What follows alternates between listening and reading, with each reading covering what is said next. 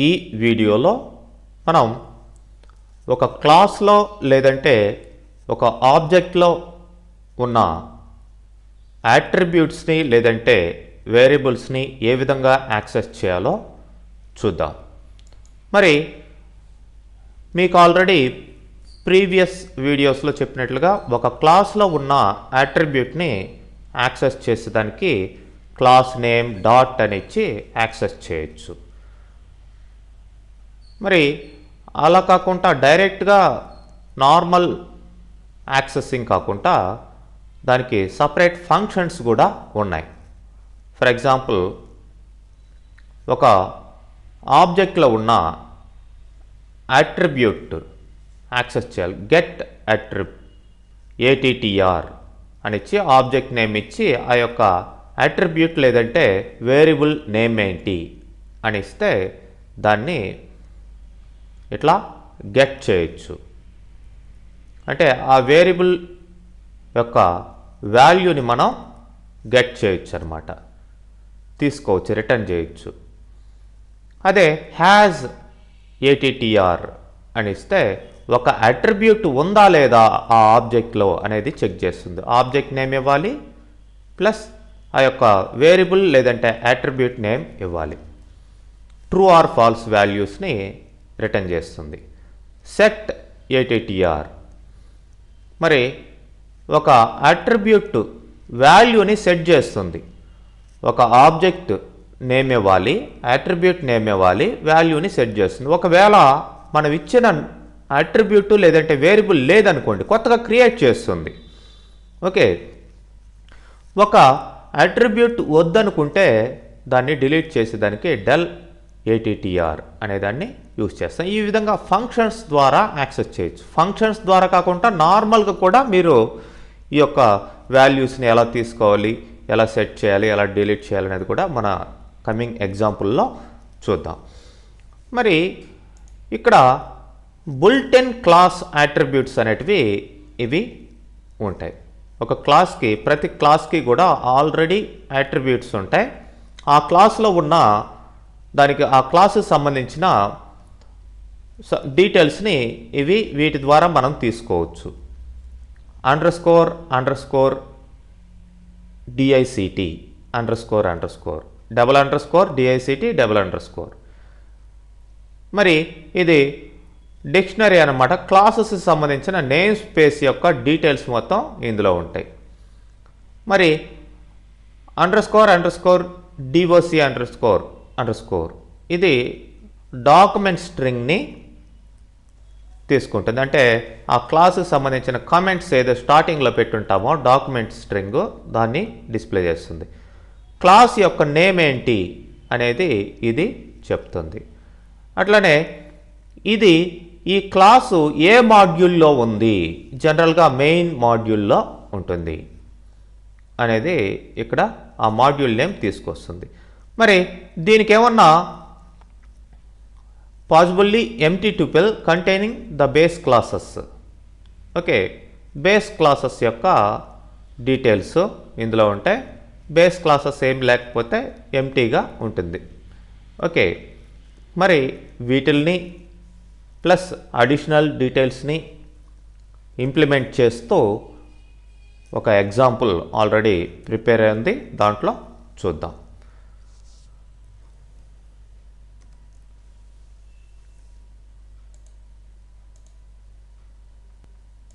మరి ఇక్కడ 41 ఎగ్జాంపుల్ నేను తీసుకుంటున్నాను. ఊప్స్ క్లాస్ అట్రిబ్యూట్స్ అనేదాన్ని ఇక్కడ చాలా న్యూ ఇంప్లిమెంటేషన్స్ ఈ ఎగ్జాంపుల్లో ఇవ్వడం జరిగింది. మరి ఇక్కడ క్లాస్ నేమ్ ఎంప్లాయీ. ఓకే, ఇది కామన్, ఇది దీనికి సంబంధించిన డాక్యుమెంట్ స్ట్రింగ్.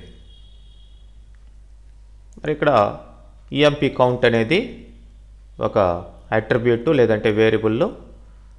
నేము, శాలరీ ప్లస్ ఈ కౌంట్ ఇంక్రిమెంటేషన్ ఇక్కడ ఇనిషియలైజేషన్ ద్వారా జరుగుతుంది, ఇనిట్ ద్వారా సో ఆటోమేటిక్గా దీనికి ఆబ్జెక్ట్ తీసుకున్నప్పుడు ఇవన్నీ జరిగిపోతాయి అన్నమాట. కన్స్ట్రక్టర్ ఇది. మరి కౌంట్ని డిస్ప్లే చేసేదానికి ఈ ఫంక్షను, అదేవిధంగా శాలరీని నేమ్ని డిస్ప్లే చేసేదానికి ఈ ఫంక్షను రాసాం. ఇక్కడ కొత్తగా మెయిన్ అనే ఫంక్షన్ రాసాం. ఎందుకు మెయిన్ అనే ఫంక్షన్ రాసాము అంటే, మామూలుగా అన్ని ఫంక్షన్స్ ఉంటాయి. మరి ఈ ఫంక్షన్స్ అన్నిటిని ఎక్కడో ఒక దగ్గర కాల్ చేయాలి కదా. మామూలుగా అయితే బయట కాల్ చేస్తున్నాం. అట్లా కాకుండా మెయిన్ మాడ్యూల్ ఇది అని చెప్పేదానికి మెయిన్లో ఇక్కడ ప్లేస్ చేయడం జరిగింది. ప్రతి ప్రోగ్రామ్కి మీరు దీన్ని డెఫ్ మెయిన్ అని రాసుకోవచ్చు. ఆ మెయిన్లోనే మిగతా ఆబ్జెక్ట్స్ డిక్లరేషన్ కావచ్చు, మిగతా ఆబ్జెక్ట్స్ యొక్క ఫంక్షన్స్ కావచ్చు, మిగతా ఫంక్షన్స్ని కాల్ చేయడం కావచ్చు, మీరు చేయొచ్చు. అంటే ఇది మెయిన్ మాడ్యూల్లో ఈ ప్రోగ్రామ్ ఉంది అనేది ఇక్కడ ఇండికేషన్ అనమాట. అంటే సబ్ మాడ్యూల్స్ చాలా కూడా ఇక్కడికి వచ్చి వర్క్ కావాల్సిందే. అంటే సబ్ మాడ్యూల్స్ని డెరైవ్ చేసుకుంటుంది ఈ మెయిన్ మాడ్యూల్. కాబట్టి ఇక్కడ మెయిన్ అని ఇవ్వడం జరిగింది. సో లెంతీ ప్రోగ్రామ్ రాసేటప్పుడు ఒక మాడ్యూల్లోకి ఇంకొక మాడ్యూల్ని మనం తెచ్చుకుంటాం, ఇంప్లిమెంట్ చేస్తాం. మరి అలాంటప్పుడు అన్ని మాడ్యూల్స్లో ఒకటి మెయిన్ మాడ్యూల్ అనేది ఉంటుంది. కాబట్టి ఇక్కడ ఆ మెయిన్ మాడ్యూల్లో మెయిన్ అనే ఫంక్షన్లో మీరు ఇక్కడ మిగతా వాటిని కాల్ చేసుకుంటారు అనేది ఇక్కడ అర్థం అనమాట. ఇది లేకుండా కూడా ఈ ప్రోగ్రామ్ని రన్ చేయొచ్చు. But that is not good practice. Lengthy programs రాసేటప్పుడు నెంబర్ ఆఫ్ మాడ్యూల్స్ యూజ్ చేసుకునేటప్పుడు మెయిన్ని మీరు ఇంప్లిమెంట్ చేసుకోండి. మరి ఈ మెయిన్నే ఇక్కడ లాస్ట్లో చూడండి, మెయిన్లో ఇదంతా కూడా రాశాను. లాస్ట్లో if __ name _ equal to main అంటే ఇది మెయిన్ మాడ్యూల్లో ఉన్నట్లయితే, అంటే ఈ యొక్క నేమ్ మెయిన్ అయితే మాడ్యూల్ యొక్క నేము, అప్పుడు ఈ యొక్క మెయిన్ ఫంక్షన్ని ఇక్కడ కాల్ చేస్తున్నాం అని అర్థం అన్నమాట. ఓకే, మెయిన్ మాడ్యూల్లో మెయిన్ ఫంక్షన్ని కాల్ చేస్తున్నాం. ఇది ఈ మెయిన్ ఇచ్చినప్పుడు లాస్ట్లో ఇలా కంపల్సరీగా మనం దీన్ని పెట్టుకోవాలి. ఓకే, మరి _ నేమ్ అనేది ప్రీవియస్గా మీకు చూపించినట్లుగా నేమ్ ఆఫ్ ద మాడ్యూల్ అనమాట. ఓకే, అంటే మెయిన్ మాడ్యూల్లో ఇది ఉంది అని చెక్ చేసుకొని ఆ మెయిన్ ఫంక్షన్ని ఇక్కడ కాల్ చేస్తున్నాం. ఇక్కడ మెయిన్ అనే రాయక్కర్లేదు, మీరు మామూలుగా వేరే వర్డ్ కూడా యూజ్ చేసుకోవచ్చు. But that is good practice. Okay, ఇక్కడ ఏబిసి ఏదో ఇచ్చి కూడా దీన్ని ఇక్కడ ఏబిసి అని పెట్టుకోవచ్చు. But main module main function call చేస్తున్నాం అనేది మనం ఇండికేషన్ ఇవ్వాల్సిన అవసరం ఉంటుంది. ఓకే, ఇది దీని యొక్క ఇది. ఈ రెండు లేకపోయినా కానీ ఈ ప్రోగ్రామ్ వర్క్ అవుతుంది, నాట్ ఏ ప్రాబ్లం. రైట్, ఒక క్లాస్ని క్రియేట్ చేసాం, దాంట్లో కన్స్ట్రక్టర్ని ఇట్లా ఇనిషియలైజ్ చేసాం, 2 మెంబర్ ఫంక్షన్స్ అందులో ఉన్నాయి. ఓకే, ఎంప్లాయీ EMP1 EMP2 2 ఆబ్జెక్ట్స్ని ఇక్కడ తీసుకున్నాం. దేనికి? ఎంప్లాయీకి, ఎంప్లాయీ అనే క్లాస్కి. సో దాంట్లో నేమ్ని శాలరీని సెట్ చేసాం. ఆటోమేటిక్గా ఈ యొక్క వాల్యూస్ వాటికి సెట్ అయిపోతాయి. మళ్ళీ వాటిని డిస్ప్లే చేస్తున్నాం. employee1.display, employee2.display, తర్వాత అకౌంట్ అనే వేరియబుల్ని కూడా డిస్ప్లే చేస్తున్నాం. ఓకే, ఒకసారి రన్ చేసి చూద్దాం. చూడండి, ఇక్కడ దాకా ఆ రిజల్ట్ అయిపోయింది. ఇది వీటి యొక్క రిజల్ట్ ఇక్కడ దాకా. జస్ట్ ఆబ్జెక్ట్స్ని తీసుకున్నాం, వాటి యొక్క వాల్యూస్ డిస్ప్లే చేసాం. ఓకే, అయిపోయింది. ఇప్పుడు ఒక ఆబ్జెక్ట్లో ఒక కొత్త అట్రిబ్యూట్ కావాలి అని అనుకుంటే దాన్ని డైరెక్ట్గా మనం యాడ్ చేసుకోవచ్చు ఒక ఆబ్జెక్ట్కి కానీ లేదంటే క్లాస్కి కానీ. ఇప్పుడు ఏజ్ అనే యాట్రిబ్యూట్ లేదు. మనం చూడండి, పైన నేమ్ ఉంది, శాలరీ ఉంది, ఏజ్ అనేది ఎక్కడ లేదు. ఇప్పుడు కొత్తగా నేను ఇక్కడ యాడ్ చేస్తున్నాను. ఇదొక అడ్వాంటేజ్ అనమాట ఇక్కడ పైథాన్లో.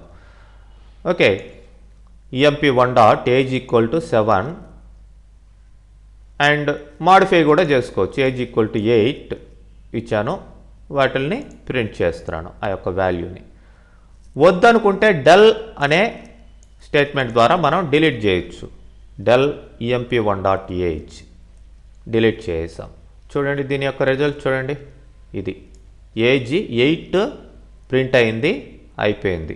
డిలీట్ కూడా చేసాం. ఈ విధంగా డైరెక్ట్గా మనం ఒక ఆబ్జెక్ట్ డాట్ అని ఇచ్చి emp1 కావచ్చు, 2 కావచ్చు, ఇట్లా కొత్త వేరియబుల్ని లేదంటే అట్రిబ్యూట్ని మీరు యాడ్ చేసుకోవచ్చు, మాడిఫై చేసుకోవచ్చు, డిలీట్ చేసుకోవచ్చు. ఆల్రెడీ క్లాసులో లేకపోయినా కానీ ఇక్కడ కాలింగ్ పోర్షన్లో మీరు ఈ విధంగా చేసుకునేదానికి అవకాశం ఉంటుంది. ఆబ్జెక్ట్కి కావచ్చు, క్లాస్కి కావచ్చు. అంటే ఇక్కడ ఎంప్లాయీ డాట్ ఏజ్ అని కూడా మీరు యాక్సెస్ చేసుకోవచ్చు, క్రియేట్ చేసుకోవచ్చు. ఓకే, మరి ఇలా యాక్సెసింగ్ కాకుండా ఫంక్షన్స్ కూడా ఉన్నాయి ఈ యొక్క అట్రిబ్యూట్స్ని లేదంటే వేరియబుల్స్ని యాక్సెస్ చేసేదానికి. మరి ఆ ఫంక్షన్స్ ఏదంటే హ్యాస్ ATTR అనేది ఒక ఫంక్షన్. ఇది ఒక function access attributes. Okay, returns true if attribute exist. ఒక అట్రిబ్యూట్ ఉందా లేదా, ఏజ్ అనేది ఉందా లేదా. ఏజ్ అనేది లేదు, ఎందుకంటే క్రియేట్ చేసాం, ఇక్కడ డిలీట్ కూడా చేసాం. కాబట్టి ఓపీలోకి ట్రూ ఆర్ ఫాల్స్ వాల్యూ వచ్చి ఉంటుంది. అట్రిబ్యూట్ లేదు కాబట్టి ఏ వాల్యూ ఉంటుంది ఇక్కడ ఓపీలో? ఫాల్స్ ఉంటుంది ఖచ్చితంగా. ఒకవేళ ఇక్కడ డిలీట్ కానీ చేయకుండా ఉంటే ట్రూ వచ్చి ఉండేది. ఓకే, తర్వాత if OP equal to false check చేస్తున్నాం. ఓపీ అంటే అట్రిబ్యూట్ లేనట్లయితే అని అర్థం. సెట్ ATTR అంటే కొత్తగా అట్రిబ్యూట్ని ఎంప్లాయ్ ఆబ్జెక్ట్కి సెట్ చేస్తున్నాం. ఏ అట్రిబ్యూట్ని కొత్తగా క్రియేట్ చేసాం? అట్రిబ్యూట్ లేదంటే వేరియబుల్ ఏజ్ని. దానికి వాల్యూ ఎంత ఇచ్చాం? 50 ఇచ్చాం. మరి ఆ వాల్యూని ఇక్కడ ప్రింట్ చేసే న్యూ ఏజ్ అని గెట్ ATTR ఎంప్లాయ్ ఆబ్జెక్ట్లో ఉన్న ఏజ్ యొక్క వాల్యూని ఇక్కడ ప్రింట్ చేసాం. చూడండి, న్యూ ఏజ్ 50.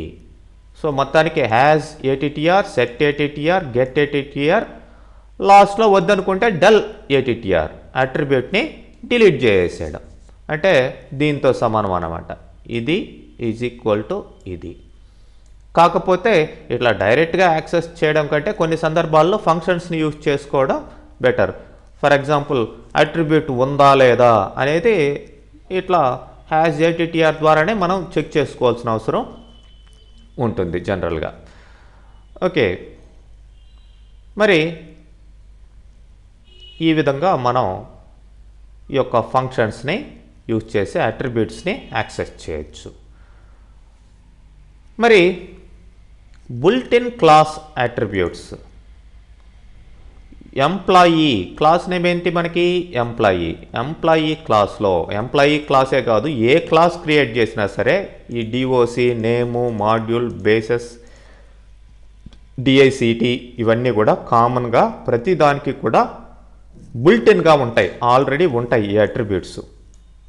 ప్రతి క్లాస్కి కూడా ఈ అట్రిబ్యూట్స్లో వాటికి సంబంధించిన వాల్యూస్ స్టోర్ అయి ఉంటాయి. మరి DOC ఏమి రిటర్న్ చేసింది ఇక్కడ చూడండి, common base class for all employees. అంటే ఈ యొక్క క్లాస్ యొక్క డాక్యుమెంట్ స్ట్రింగ్ ఇక్కడ మనం ఇది ఇచ్చాం. ఒకవేళ ఇది ఇవ్వలేదు అనుకోండి, అది అక్కడ ఏమీ ప్రింట్ కాదు. లేదంటే ఫర్ ఎగ్జాంపుల్ దాన్ని తీసేసాము లేదంటే మార్చాము, ఇక్కడ ఏది ఇస్తే అది వస్తుంది. డాక్యుమెంట్ స్ట్రింగ్ ఇవ్వచ్చు, ఇవ్వకపోవచ్చు, మన ఇష్టం అది. మొత్తానికి అది కనుక ఉంటే అంటే ఈ యొక్క ఎంప్లాయీ క్లాస్ దేనికి రాయబడింది అనేది ఇక్కడ మనకి చూపిస్తుంది. మరి నేమ్ ఏంటి? ఇక్కడ క్లాస్ నేమ్ లేదంటే ఎంప్లాయీ చూడండి నేమ్ ఎంప్లాయీ అని రావడం జరిగింది. మరి ఎంప్లాయీ డాట్ మాడ్యూల్ మెయిన్ మాడ్యూల్లో ఉంది. మరి ఇక్కడ బేసెస్ ఏమన్నా ఉన్నాయా? బేసెస్ లిస్టు ఇక్కడ ఎంటీ, బేస్ క్లాస్లో ఏమీ లేవు. ఇదే మెయిన్ క్లాసు కాబట్టి ఇది సూపర్ క్లాస్ కాబట్టి దీనికి బేసెస్ లిస్టు ఏమీ రాలేదు. నెక్స్ట్ దానికి సంబంధించిన ఈ యొక్క నేమ్ స్పేస్ డిక్షనరీ అంటే ఈ క్లాస్లో ఏమేమి వాడుకున్నాం ఇవన్నీ కూడా దానికి సంబంధించిన ఫర్ ఎగ్జాంపుల్ ఈ యొక్క document string and EMP count అనే వేరియబుల్ ఉంది, యూనిట్ ఉంది దీంట్లో, ఇట్లా డిస్ప్లే కౌంట్ అనే ఫంక్షన్ ఉంది, డిస్ప్లే ఎంప్లాయీ అనేది ఉంది. దాంట్లో ఆ క్లాస్లో ఏమున్నాయి అసలు మొత్తం ఆ యొక్క డీటెయిల్స్ అన్నీ కూడా ఇక్కడ డిఐసిటి డిక్షనరీ అనే దాంట్లో అనే అట్రిబ్యూట్లో మీకు స్టోర్ అయి ఉంటాయి. ఈ విధంగా మీరు ఈ యొక్క అట్రిబ్యూట్స్ని బిల్ట్-ఇన్ క్లాస్ అట్రిబ్యూట్స్ని ప్లస్ మామూలు అట్రిబ్యూట్స్ని ఏ విధంగా యాక్సెస్ చేయొచ్చు అనేది చూశారు. ఓకే.